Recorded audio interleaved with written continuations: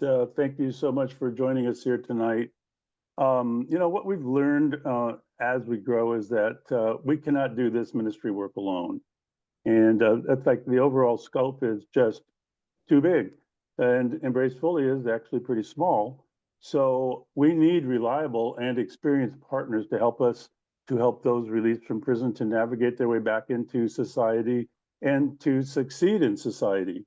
And I'm talking about partners like Courtney Stewart, who we'll be talking with tonight. And he knows what it takes to be good at this heart-changing ministry work.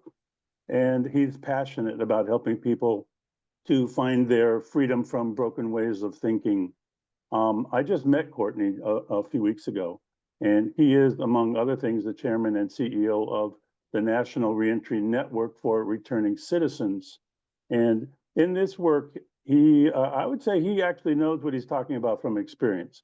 He grew up in the drug-infested streets of DC, and his story of recovery involves giving back to others, which is a great story.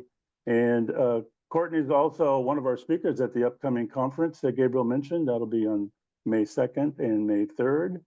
And from there, let's go. Courtney, how are you? Thanks for being here.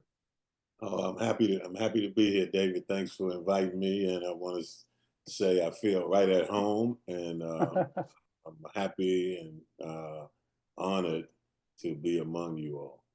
Yeah, well, we're going to be in your home here pretty soon, so that'll be kind of Yeah, fun to see Washington. I know I haven't been there in a long, long time, so it'll be great to meet you in person too. So yeah, tell us a little bit about your background growing up. Like, where did you grow up, and what was your family environment like as a kid? yeah. So I grew up in the well talked about uh, Southeast DC. So I mean, even on I don't care where you're at in the United States of America, you'll hear something about Mm, Southeast DC, and it's usually something bad. But that's where I was born. I was born and raised there. Um, Growing up there was tough, man. Like I mean, even as a little kid, 6 years old, it was tough for me because I had hand-me-down clothes, I had holes in my shoes, and I still mm, had to go to school regardless. And I got picked on, and joned on, and that was a developmental stage. I loved school though, but I never could kind of like get with school because I felt uncomfortable in my clothes. I didn't mm, feel like I fitted in, and so that kind of was one of the things that really ignited a lot of feelings in me growing up in Southeast. And it just kind of snowballed from there. My family, uh, my family was a stepfather and my mother, and he had 4 kids. My mother had 4 kids, so that's 8 kids, and yeah. living in a 3-bedroom apartment. So that was pretty tough too, and I was a genius. And so I knew that something was wrong. Something didn't wasn't quite right, And What were you thinking wasn't quite right? I just, back then you had the Brady Bunch. Back then you had a lot of TV families, and I used to see those families, functioning. Mm, And then it was a few families in my neighborhood that I admired too. And so, that was the smartness. I knew the difference just from looking at the families on television, and then the few families in my neighborhood. mm. Yeah, Well, I saw those families too, and I never thought we quite measured up. yeah, yeah. Well, and when you're living in you know an area where is guns, a lot of gun violence, a lot of domestic violence, a lot of loud noise, you Mm, kind of look for some salvation in like how people are living. Like is are people living better than this? And mm, yeah, mm. so mhm. Yeah. How is it that such a young age. I think you were, what, 9 years old, and you got involved with the juvenile justice system. What do you think caused that to happen, and why? Well, by then I had been, this happened at, by then I had been a runaway. I had ran away from home quite often, and I got in fights at school, and Mm, and then I wasn't going to school at one point as well. And back then in the '70s, they had this thing called beyond control. If your parents took you to a police station and said that they could not control you, then they would hold you and then they would place you in a juvenile institution. And so that's what they did with me at the age at of 9 years old. 9 years old. Absolutely. I went to Maple Glen. That's Mm, that was a location in Maryland. They had they had three institutions there. They had four because they had a mental institution, and then they had Maple Glen, which was for like 9 to 11 year olds. Then they had Cedar Knoll, that was from like 11 to maybe 14 or 15-year old. And then they had this place called Oak Hill. And so they was within like a mile of each other or a couple of miles of each other. And I actually went to all of those places. mm, And that's where I grew up. Actually, I had more fun. I learned about, I learned how to play games in prison. I learned how to in juvenile institutions. mm, I met kind and nice people in juvenile institutions. I went to camp when I was in a juvenile institution. mm, I was an altar boy in when I was in a juvenile institution. So I mm, met a lot of you know I want to say angels then. And mm, I was in good care. So I had a lot of fun. I didn't even know I was mm, locked up. I didn't even mm, know I was in an institution because I felt like I was doing a lot better than I would have been doing at home. So yeah. yeah, Now you were also in foster care, right? yep. I ended up in foster care. I stayed at Maple Glen somewhere around probably 2 years, and then went to Cedar Knoll. Stayed there for a little while, but my stay was until I found a foster home, and they eventually found me a foster home once I turned 12 years old. Uh, and that experience was terrible. I mean, that was like uh, really, really bad experience. My first day in foster home, I remember meeting the guy, and he looked like the he had that he looked like Reverend Cleveland. I think that's his name, Reverend Cleveland. He had the little processed hair, and he was Mm, big old big guy. But he told me to go downstairs, while he talked to my social worker. And I went downstairs and he had a bunch of adults. Basically, he had a bunch of older men and they was down there shooting BAM and shooting dope.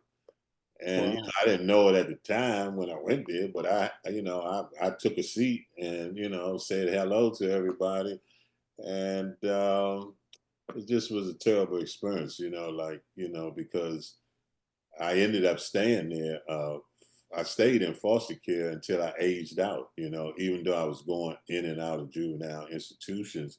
I did age out of foster care at the age of 18. But by then I had learned how to lie, cheat, and steal.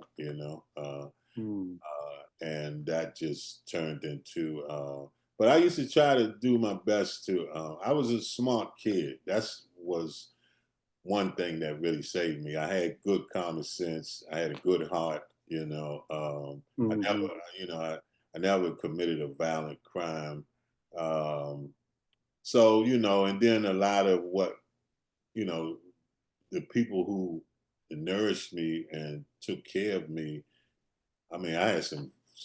I mean, I had some of the best people in the whole world, man, looking out for me. I'm trying to tell you, mm, mm, and some of the best people in the world looking out for me, and I haven't forgotten none of them. I remember mm, all of them, you know.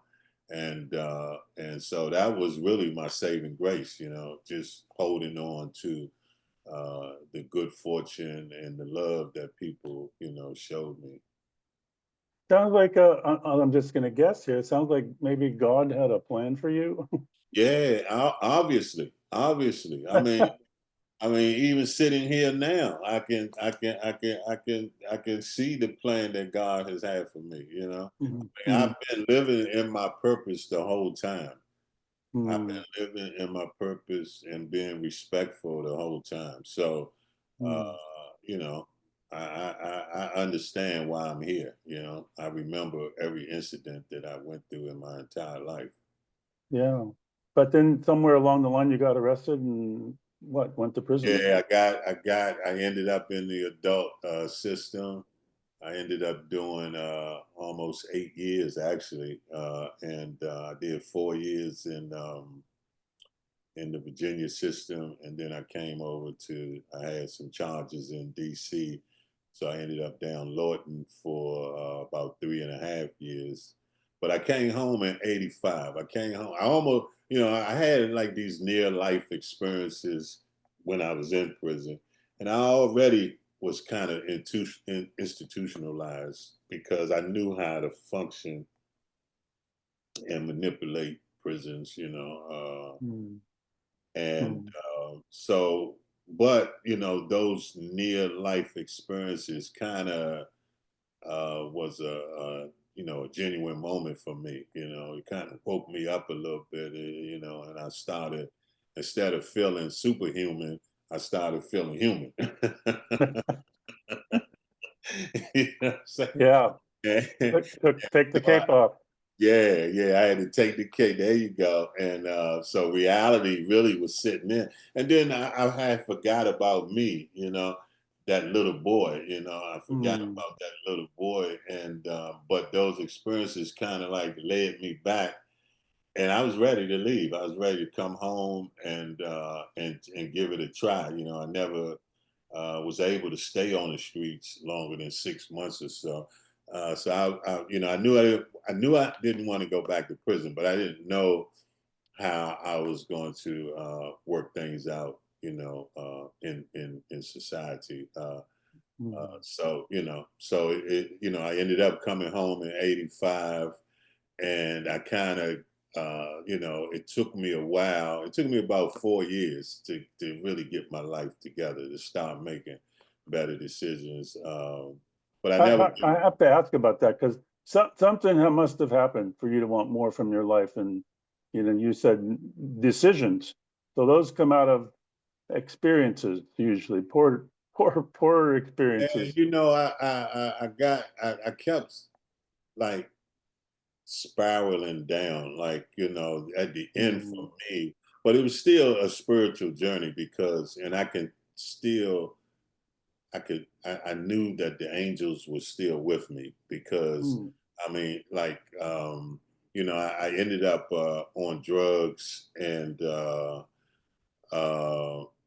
that really kind of took me for a loop a little bit because I couldn't believe I was using drugs. You know, mm. I always been like a diva, so I couldn't believe that I would stoop to the point of using drugs. But what happened was, I remember, man, I went to, I needed a place to stay. I was always used to being homeless, like, kind of running the streets and finding a place to lay my head, either at a friend's house or, a friend of a friend. I used to figure it out. But I ended up this is an experience I like to share because I ended up talking to I looked at an ad in the paper. There was a room that was available. So I went and talked this lady out of this room without giving her any money. I didn't give her any money, and I just made a promise to pay, and all I did was get high while I was there. I Mm, never paid the rent. And mm, one evening, I ended up staying out all night. The next day, it was a knock on the door, and it was the Jehovah Witnesses.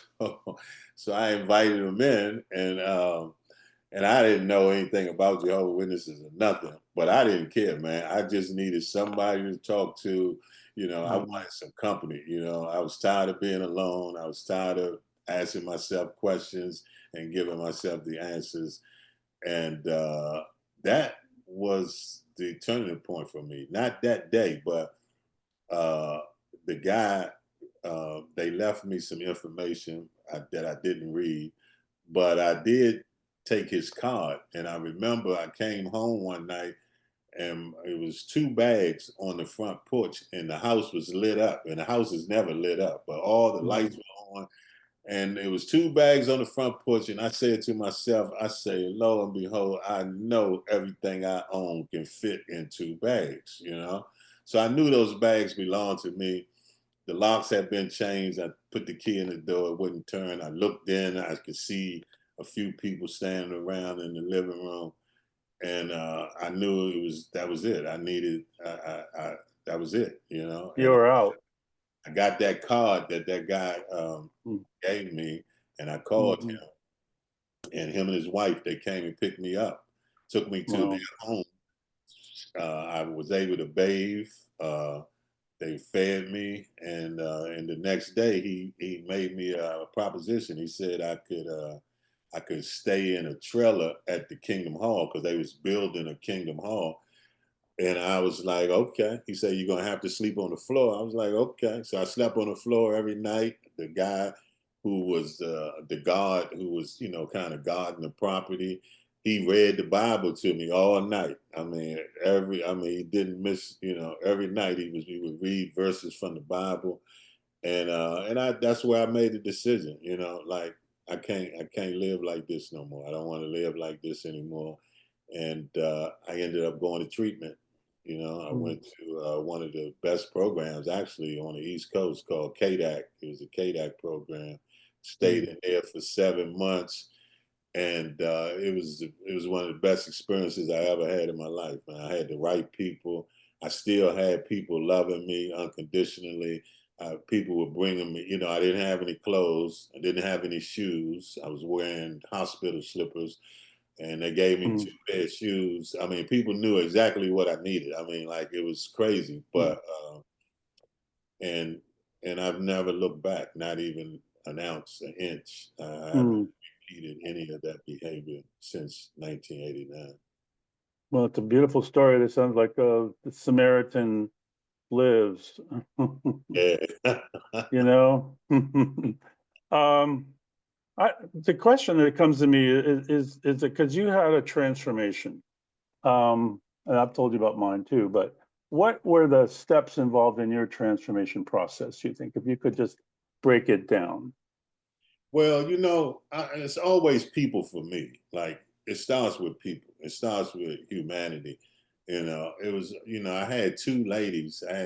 People kind of knew just enough what I needed. Like they wouldn't go and push me to the brink of, where I was ready to give up, or give me an excuse not to. So that really was.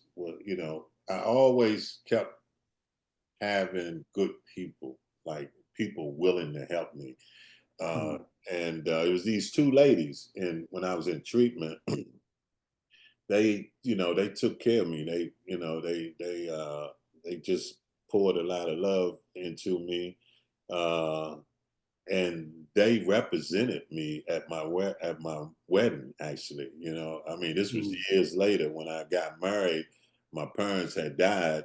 Both my parents died a year apart. So when I mm, got married, I needed representation at my wedding, and so those two ladies represented my parents at my wedding.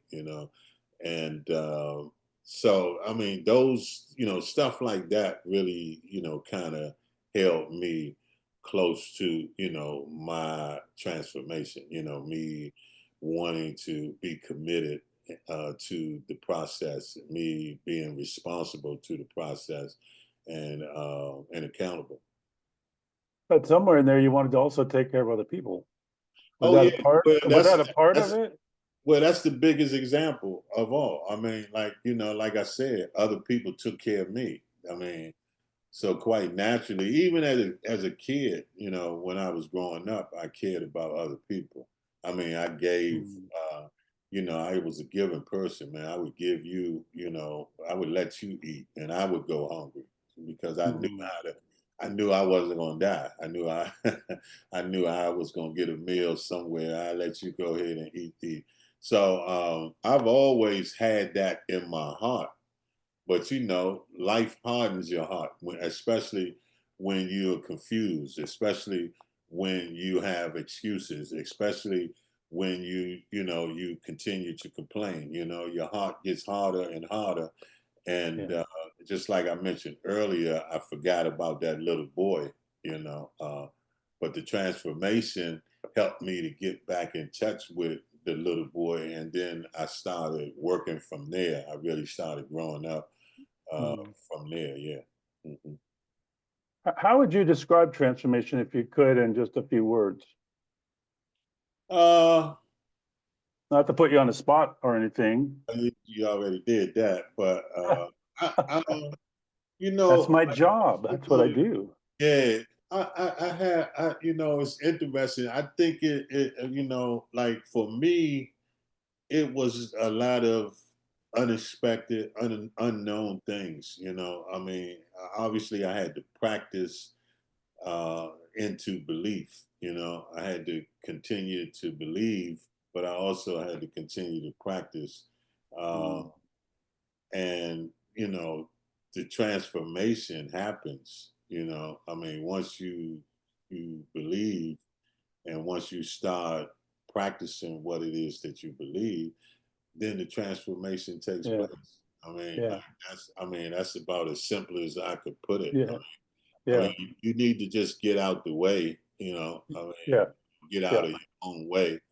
And so I see that's really what happened to me. I mean, I stopped listening to myself. I stopped, like I say, I stopped talking to myself. I started listening to others, Mm, and and then it's just practicing, taking action, after that, like, doing what they told me to do.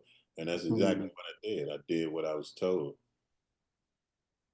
You were somehow being prepared though for the life that you now have. I mean, you can just see these bricks kind of being built up here. So Right. what happened? I mean, you're in a pretty amazing place at the moment, but you didn't just get there by, it wasn't No, no, I hop, had to skip, work. and a I had jump. to You work. had to earn your way there. What did you Oh do? man, listen. One thing that was clear, and I learned this in treatment, that this was going to be the hardest thing I ever did in my life, you know, and it was. It was very, very hard, man, because I still had to. It was like the caterpillar changing into a butterfly. I mean, like, Hmm. that transformation for me was really, really hard.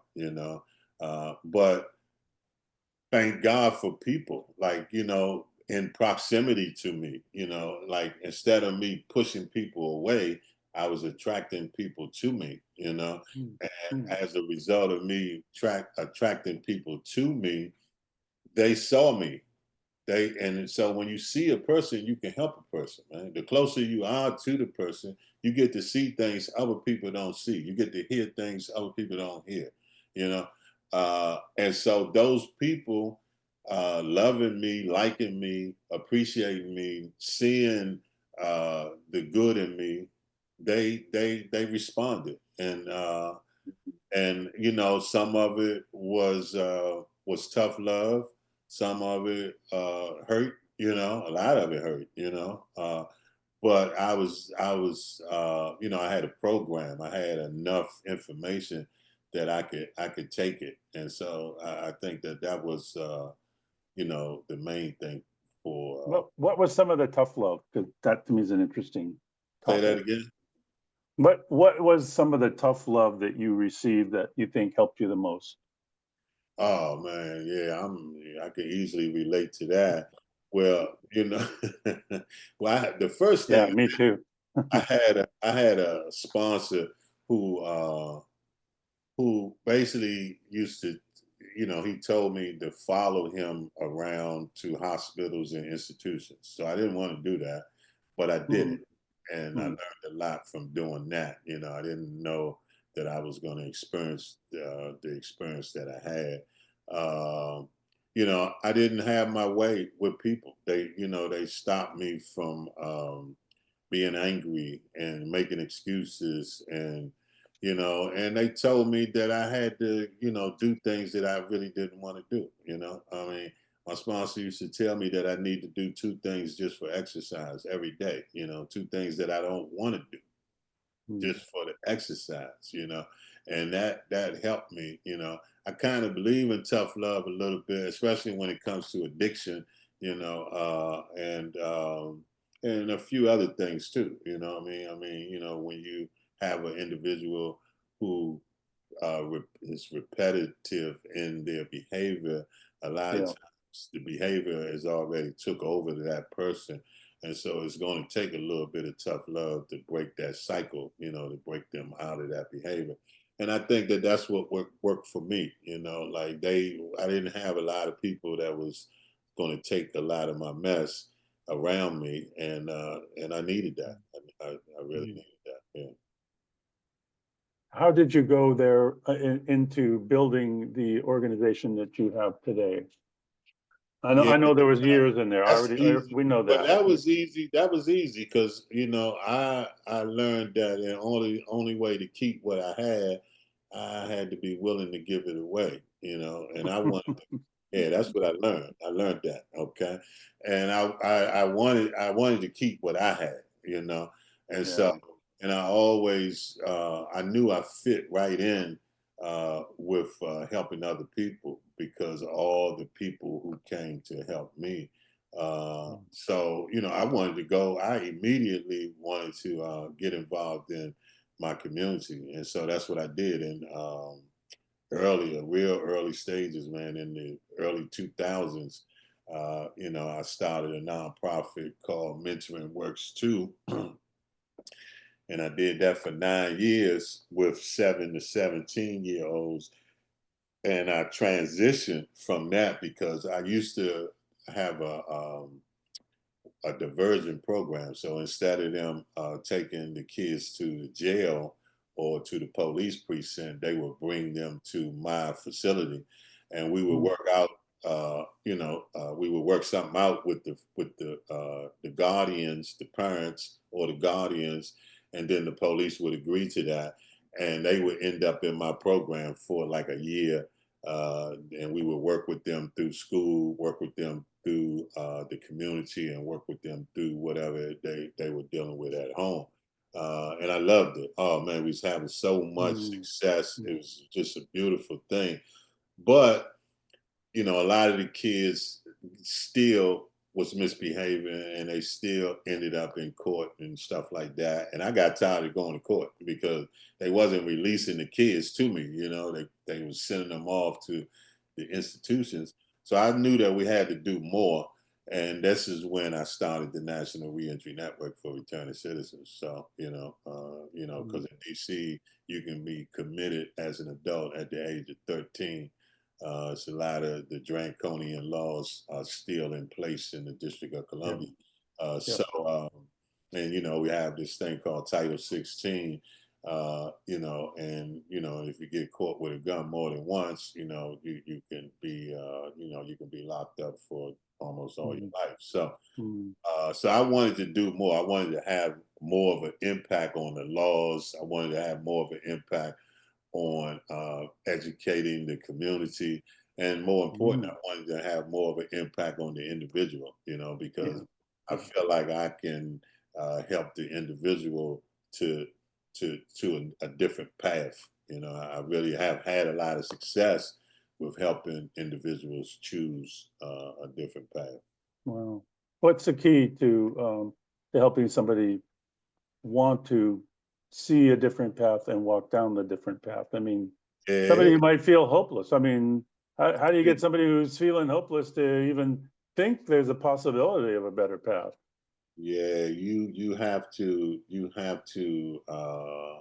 don't need an answer, that's for sure. You don't need an answer. It takes action. It's just an Yeah. action. That's all Yeah. it is. We don't even know, we don't need to know what it is. Like if you take action, if you make yourself available, that might be all it takes, Yeah. because you got humility, you have patience, you have tolerance. You can't tell nobody what to do. You suggest for things. It's just like taking a horse to the water. You can't make them drink it, but the water is good for you. Okay, you can stay there Yeah. with them, and you can let them know. Listen, I mean, this is good for you. Try it out. Like, so it's I don't even try to get into like a lot of the do's and the don'ts and the answers and the yeses and Mhm. the nos, because I think it's a spiritual thing and it's individual to individual. Like, we don't know how far down that path of hell people have went. You know what I mean? Yeah. Yeah. Yeah. So it's really just about the human instinct. Mm. Another human being, and you'll be surprised. That's the best part. The best Yeah. part is, this that you being surprised, like, okay, and you don't even know what it was that you did, and I like it like that because I told you I'm a genius. I was a genius as a kid, and I thought I had all the answers and everything, but I still ended up in all of those places that I just talked about. So a lot of times for me, it's just showing up. It's an action. Yeah. What's the next best step for me to take? Yeah. That was a Woody Allen quote that success, 80% of success is just showing up. Yeah, yeah, I believe that. I believe that. You just have to be consistent and let things do. Yeah. Let the universe, let God, let the spiritual realm take its, do what it does. Yeah. And Yeah. that way, I don't turn it. I don't want to be in front of microphones. I'm not on TV. I'm not a celebrity. I'm not. No, I don't need all of that. I don't need, Mm. people to know that I'm helping people. Like, Mm. no, I just need to be there for Mm. those individuals. And so that's what I do. I practice that to the best of my ability. How do you train your staff though? I mean, if it's not talking necessarily, is it just showing? Is it what? Oh yeah, How do you find staff and how do you train staff? well, I can't say it's not talking because I talk my head off. So I can't say. Okay. Yeah, and I talk to my staff a lot, but I have like tutorials. I have people that I bring in, that I've helped and shown the way. And so that's the evidence. And that's all they Mm. need. They just need the evidence, And so that's what I do with my staff. I make sure that because my staff is returning citizens, you know what I mean? Uh, Yeah. Yeah. right. And so I make sure that they see many examples, and Mm. that helps. I mean, like most of my staff now, they've been with me for a while. I Yeah. mean, I got staff that's been with me for 10 years. Mm. So and these are all. I mean, some of these people came home after doing 20 years, in prison. So Mm. yeah, I think what I'm hearing here is that transparency is a hugely important thing because people that live on the streets, I used to work with severely disturbed juveniles, and one of the things that I would tell our staff on day one is that you are nothing but a huge piece of glass. People are going to see straight through you. They're going to read you so easily because they have to living on the streets. They have to know who they can take, who they can't take, when right, to run, when to stand, right. all of those things. And those staff people were thinking, well, I'm hiding. I can hide inside. And what I'm hearing you tell me is that no, you can't. People need to see into you. Absolutely. Yeah, that's the reason why I talk about proximity. The closer you get, the more you get to see, and Wow. the more you get to see, the better you'll be able to help someone. You know what I mean? Yeah, Mm. that's why we got to go into the jail. Okay, you Yeah. got to Yeah. go, you go into the jail, and you can go into the cell, but you got to get as close as you can. And so and then not only that, it's we have to break the cycle of lying, cheating, and stealing. It doesn't make us perfect. It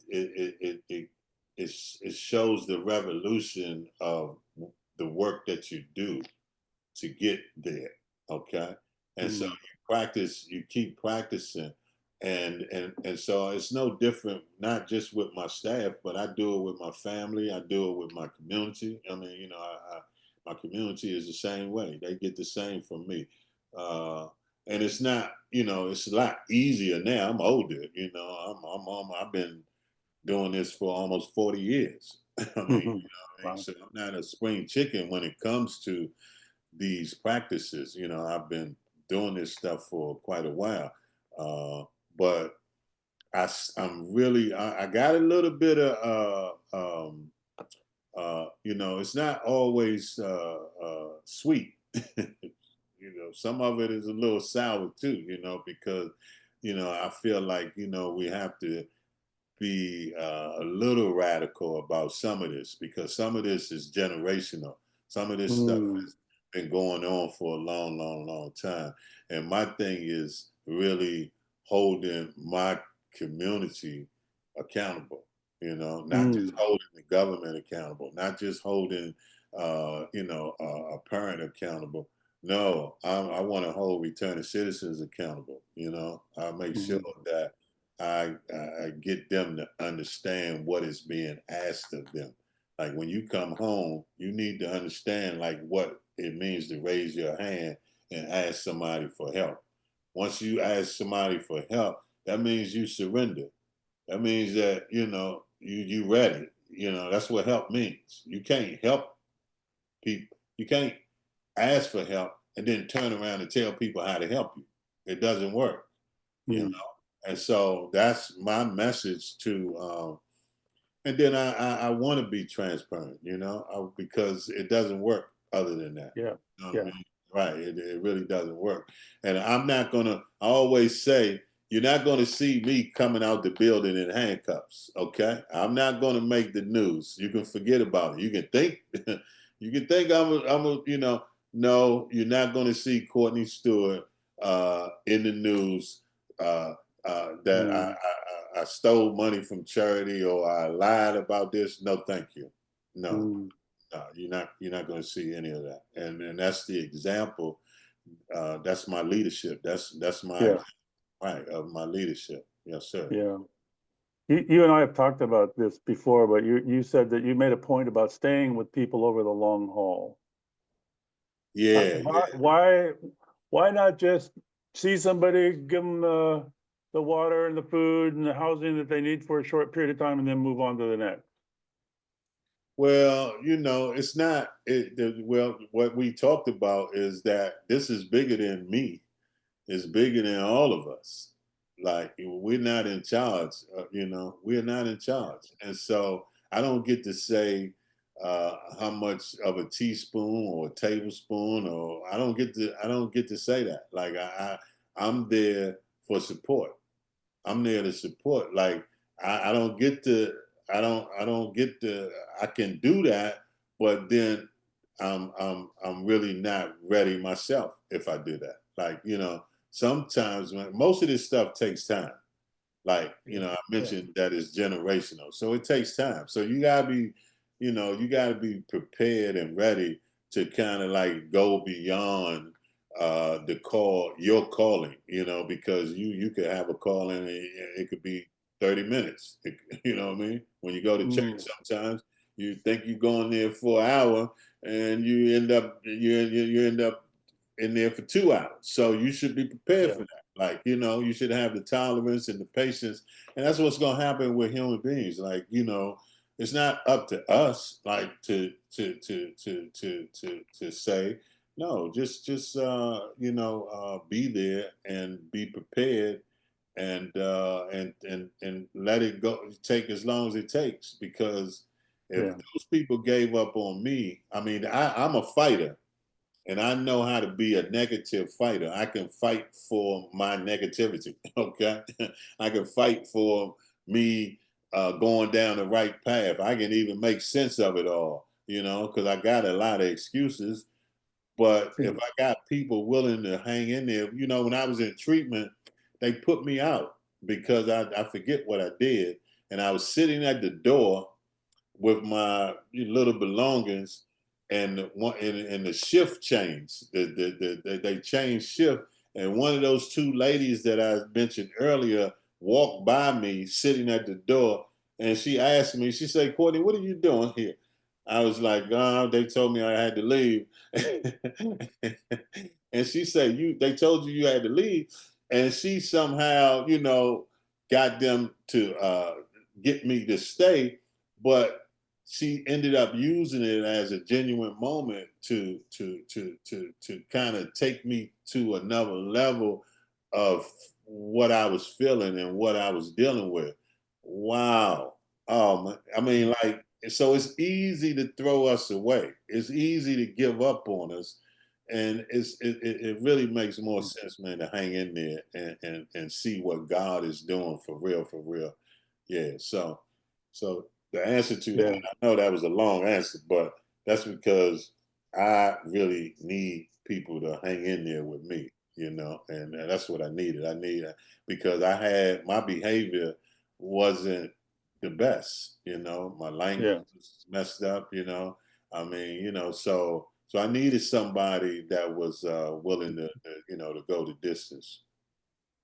So you had to eat enough corn husks though to just be sick of it and want to go home. Right. Yeah, David, you always have a good way of putting those things. I appreciate that. We're running out of time because I know there's people here that want to ask you some questions, but I just got one thing. If you could identify some essential key practices that from experience that have made a positive difference. Yeah. Because we got people here that work with people like you and I, but what would your short list of Well, I can tell you, keys be? I wrote a couple of them down somewhere. Let me see. All And right, number let's hear one them. is easy, is humility, right? I love humility, man. Why? Humility, What is there about that? humility is like humility is just like being who you are. You bring you, but you have to reserve space. You have to have enough space that people can uh, live through their mistakes. Like, because they're gonna mess up. It's just that simple. But if you got enough space to give them, where they can have their little tantrum tantrums, where they can have their little disagreements, where they can, you know, that's what we need. That's what humility is to me. That is like just moving some furniture out the way and giving them some space to kind of get whatever it is off of their chest, and not going in, with a lot of answers. Yeah. I think that helps. And then you have to continue to show that humility. Uh, but let me see what else I write down. No, I love that idea of not coming in with answers. And Right, people feel it. I know that when you come with answers, it's like we're not going to have a very long conversation here right, because you got the answers. right. Yeah, yeah. You Now know, it's simple. You listening. You know what I mean. You sharing your experience. Sharing experience is key too. You know what I mean. But yeah, then you gotta have some will. To hang in there. You gotta have some will to, like I said, go the distance. I mean, yeah, and then you have to be honest. Honesty. This is one of the challenges in my community. This is one of the challenges in my community. mm, My community continues to repeat the same old behavior over and over and over again.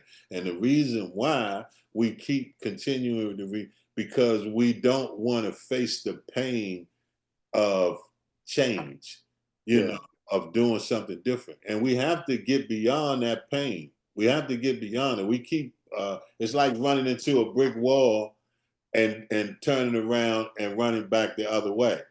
No, you run into the wall and you stop chipping away. Okay? That's what you got to do. And so so that's what, and those are the challenges you know, those were challenges in my family, and they the same challenges in my community, and I have those same challenges running an organization, you know, like the National Reentry Network for Returning Citizens. Mm, So, mm. but I'm ready for those challenges. I mean, this is how I live every single day, you know. Every Well, I got news for you. It's not just your community. well, yeah, thank you. And not just your family. I mean, we all have that's there's so much repetitive thinking. Um, I read somewhere, and some of you have heard this before, but I read somewhere that I think it was a UCLA conducted some surveys on how many new thoughts do you have per day, and they came up with three. And these aren't even really new; they're just different than they were yesterday. So basically, human beings rethink, rethink, rethink from the day before, the day before that, the day before that. If you look at your thinking and your patterns, they're pretty much, wired, it seems. And you really do have to work at breaking that pattern, like you're talking about. And Yeah, that's what we have to do in this work. absolutely, absolutely. I agree with you. You know, I mean, my whole thing with the National Reentry Network, and this has been a little tough for people on the outside looking in. You know, my thing is I'm about changing the thinking, and I want to change the behavior. I want to Yeah, change the way we think, and I want to change the behavior. You know what I yeah, mean? And yeah. I have, you know, I can help people do that. You know what I mean? So, uh, but I can't do it by myself. So, you know, That's why we're here. thank you. I'm serious about that. I know it. Believe me, I know you're serious about that, David, and I'm right there with you. I wrote our last conversation. I wrote a lot of what we talked about down. So, you know, and I got Yeah. an answer here. I didn't even have to look at the answers that I had for all the questions that you was going to ask. I don't know either. I think you did a pretty good job. I mean, this is Yeah. not bad, not bad. And the nice thing is that we can ask them questions here because the floor is going to be open in a couple of seconds. And Okay. then, but you'll be in DC because that's where you live, and you'll be at coming to the conference. And I think you're speaking on day two, Saturday. Yeah. But Evening. I mean, I can't wait to I can't wait to meet you. Thank you. Thank You're you. like Likewise. very, very much a brother. Merlin got her hand up. Merlin. Marilyn, she's always got her hand up, and it's always good. Courtney, thank you so much for your good work and your honest story. I was wanting to know how do you get your participants to enroll? And I have like three or four questions. Are you going into the prisons for part of your program, or are you is it all a reentry program? And how long do people stay in the program? And what is it that, what is the structure of the program? What is it that Okay. you're teaching? And also, how are you getting funded? So lots of questions. Yeah, well, you know, I'm good at making arguments about funding. I make people feel really guilty about that, you know. I can reach back into history and so that's, you know, funding is just it's the same thing. It's the same thing with funding, you know, it's you just face it head on and you let people know what the real deal is. Like this is what we're doing. This is what we need it for, and like, are you really trying to help us? I mean, like, okay, so you know, but to answer, you know, working with returning citizens, my organization, we get we have a so we get pretty much every channel that's available to us, whether it's the jail, whether it's the community, whether it's word of mouth, whether it's different agencies. So we get our clients pretty much like anybody else, you know. But we've been around for 15 years, so we done got smarter, you know, at how we retain and get clients interested in our program.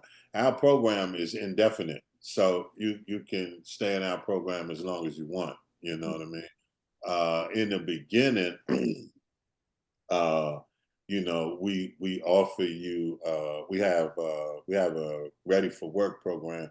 So we have a program that kind of prepares you for work, and most of our programs are paid programs. So we give a stipend. Well, I try to make sure I'm putting money in the individuals' pockets, you know, because a lot of them don't have money. But we have a peer navigator program. I like to match people up with people, you know, especially people who have been successfully, you know, reintegrated. They've been home a year or longer, and they're doing well. I like to bring them people back to go into the jail. We match them up 90 days prior to individuals Oh, coming home, and then we do have. People who've been home for up until a year, we have matched them up with someone as well.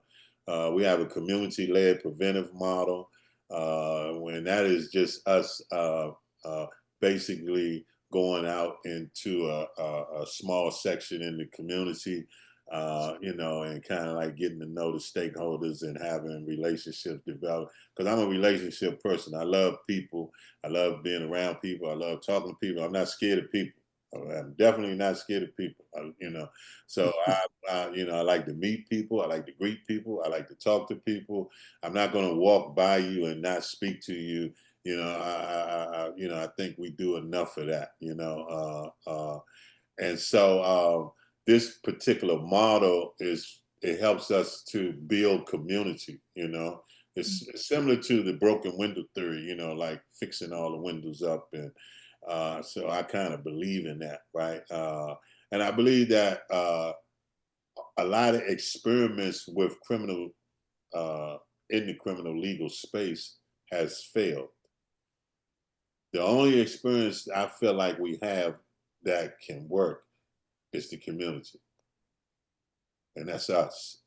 This community right here. I feel like this is our, you know, this is our salvation. I feel like this we need to be leaning more on where we came from, and we came from the community, and then we're coming back to the community.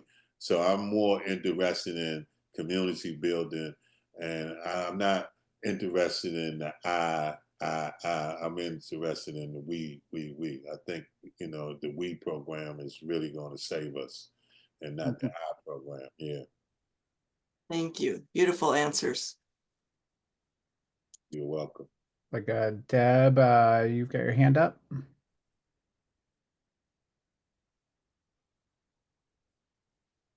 want to unmute yourself? Thank you so much for this tonight. It's just been so powerful. Something that you said, in order to keep what I have to be willing to give it away. Could you just expand on that a little? Yeah, I learned that in the program of Narcotics Anonymous and Alcoholic Anonymous. Uh-huh. Yeah. And yeah, and it makes all the sense in the world. Like, you know, it's like having, I remember this thing about the long handle spoon, you know, and, you know, you have a long handle spoon, you cannot, your arms, you cannot feed yourself, but you can feed others, and you can feed each other with a long handle spoon, you know? And so giving it away, in order to keep it, you have to, you have to, you do have to give it away, because a lot of people haven't experienced what you've experienced, you know? And I learned to break the cycle of alcoholism in my family. My kids have never seen me drink alcohol. Okay. And so my parents, both my parents, died of alcoholism. My father died in his sleep, and my mother died of an alcoholic. She fell and she hit her head, and she was in a coma for a year, and she died. She passed away. So I knew then that I could, you know, step in and be the person that break that cycle. And so I've done that. And so that's what it means to me. It means that, you know, Like, and so that's what I continue to do. And that keeps me, you know, giving, like, and wanting to give. Like, I'm willing to, like, I make pretty good money and my wife makes pretty good money. We living pretty good and all of that. But I'm willing to give it up because I've been on zero many times and I've came back from zero many, many times. And, you know, so it's more important to me now more than ever. So it's kind of easy for me. That's just an easy thing for me to do on a daily basis, and I mean that. I'm very serious about that, and people know it too. People that know me know that I don't. I'm very serious about it. I don't. You know, I'm not under any. Uh, you know, I know what's going on. Mm. Thank you. Thank you. Welcome. Ted, I see your hand is up. I wanted to ask you how folks Ted. who, Oh man, I didn't know you was on here, Ted. yeah, How you good to doing? see you. Good to see you. I wanted to find out how you see the role of people who have had a relatively easy life and have not had to deal with the challenges that you were talking about, how we can be, how we can love our neighbors. What does it take for a congregation of folks who are not dealing with the challenges of the inner city and to be good neighbors to those who are in growing up in the circumstances that you described? Oh man, you know, let me tell you something, Ted. That's an excellent question for a person like me. And I'm gonna tell you why. Because I think you have to lead by example. Now, this is something that we don't want to do because it's like a mustard seed, you know, and we live in a society that wants more than that, that pushes us to the brink of, you know, technology and you know, smarts and all of that. But when you really settle down and look at things, and you can see you know, the generational curse, you have to we have to understand that the example is okay. To lead by example, we have to understand that practice. We keep falling into this thing where we need to do more than that, you know, because when you lead by example, it takes time. It takes more time. You're not going to get all the you know the little pieces of candy that you want. You know, you're not going to get everything that you want. No, but if you continue to lead and be the best person, the best version of you, I mean, like, how can we not say that's not enough? Like, any biblical, in the biblical sense, that's been enough. I mean, Jesus was like that. He led by example. I mean, like, you know, he only had 12 disciples. So, like, we can I think that we get away from that. We think the example is not enough, but it is, because there's people watching, there's people listening. Like, you know, that's what I mean by not having the answer. Like, if you know, people watching me, I'm a black leader in DC. You think it ain't watching me? They watching me, like, you know, they watching me very closely. So I want them to watch so they can see the example of how I'm living. Simple as that. And so I believe that that's enough. Now, it's not going to be the comfortable answer that people are going to want to hear. But I'm, you know, I feel like me and my sister, we haven't spoke. We went almost 20 years without speaking to each other. And I love my sister. She's my oldest sister, and we've been close all our life, but we hadn't spoken 20 years. And the only thing that I could do was just continue to be the example of a brother and loving her and giving her the space and time, whatever she needed. And guess what? I mean, man, she when we got together and finally broke that, that silence. Oh my goodness, it was special. It was more than I could have ever imagined or could have ever done to bring that outcome. So that's the answer to that question to me. I mean, like, I think the example is enough. We just live in a society that wants more, and they want it now, and that's not realistic, you know.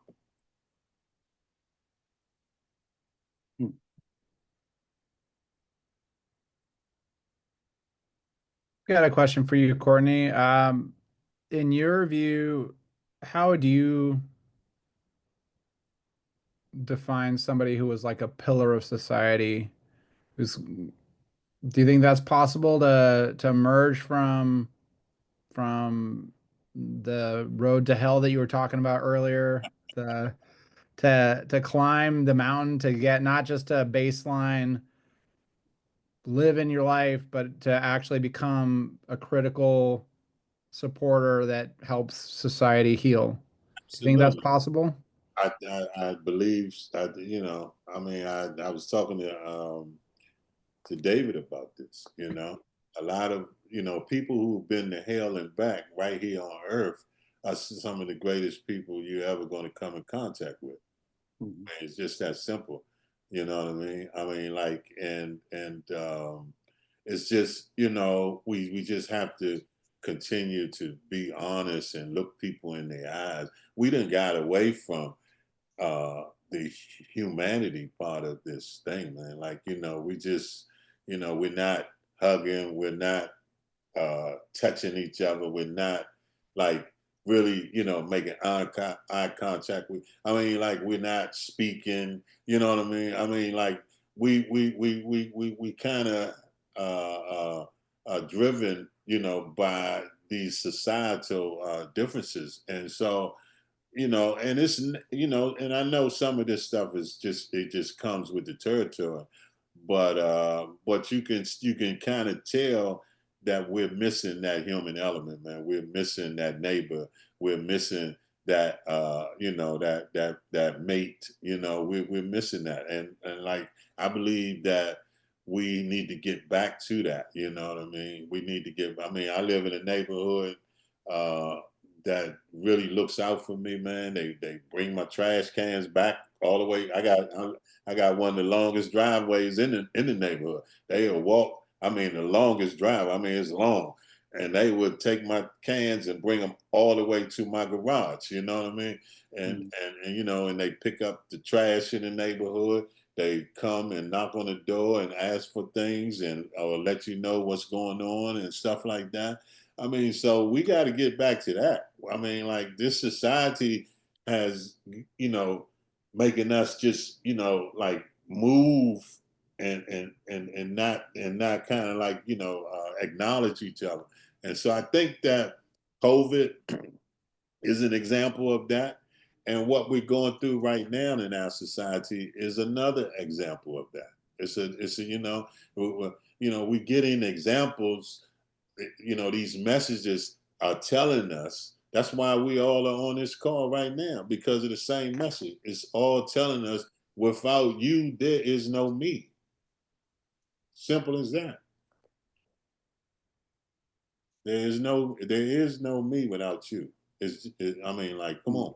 And we had to keep, and it is hard because we've strayed away from it, and we done got comfortable, and then we done got greedy, and we got all these distractions, and we got all these sugar plums out there, right? So, but that's the that's part of the cycle that we have to break, man. We got to get back to each other, because my existence is nothing without you. I mean, for real. Like, what happened with COVID? We went in and we looked in the mirror and we said, I can't stand you. Well, I don't want to spend all this time with you. Okay. I need to get out the house. I can't. Anyway, Mm-hmm. Mm-hmm. Hmm. yeah, that was a good question, though. So thank you for that. Any other questions for Courtney tonight? That might be a good spot to wrap it up. I would say he's quite the pillar. Well, yeah, What was that? Yeah, sure. Marjorie who said that. that was Deb. We really look forward to seeing you, Courtney, in person in Washington, D.C. And I hope that you'll also be able to bring some of the folks that are participating in your program Yeah, I will. to it as well. Please do have them or yours, yeah. Have anybody that you do want to bring to sign up and register on the site. It's really fast and easy, no Okay. cost to it. But that way we'll be able to get sandwich orders and all that. So, Okay. All right. No problem. I'll take care. okay, awesome. And David, did you have anything else for tonight? I'm looking forward to seeing you, Courtney, for sure. Do All some right. contacting. Yeah. Our next Angel All right. Team meeting is in 2 weeks. It'll be at 6 p.m. Pacific. Should be a really good one. And we are not doing this interview series on the 1st of May because we'll be meeting on the 2nd of May. So please do tune in to our Angel Team meeting. Please sign up on embracefully.org. The link is still right there in the chat. I'll put it in there one more time. We've already had people sign up on this call, so good job. And somebody posted that they like your shirt, Courtney. Is there a spot that they can buy one or off your site or? Oh, you can get one. We don't sell shirts. That we give. We don't sell nothing. I don't sell nothing. But I got plenty of shirts. I can bring some to the. Yeah, bring some. Yeah, I bring a whole bunch of shirts, and you guys can you can pick your sizes. All right, awesome. Thank you. And with that, looking forward to seeing many of you in person in a month from now and on Zoom, hopefully, if not. We will have replays from last year's conference available for anybody who would like to kind of catch a sneak peek a little bit of this year's conference, as well as there was so many good sessions from last year. So with that, I'll say good night, everybody. Thank you. Thank you, Courtney. Thank you, David. Thank you, Courtney. Bye bye. We'll All be right, in bye-bye. touch, David. All right. Mhm.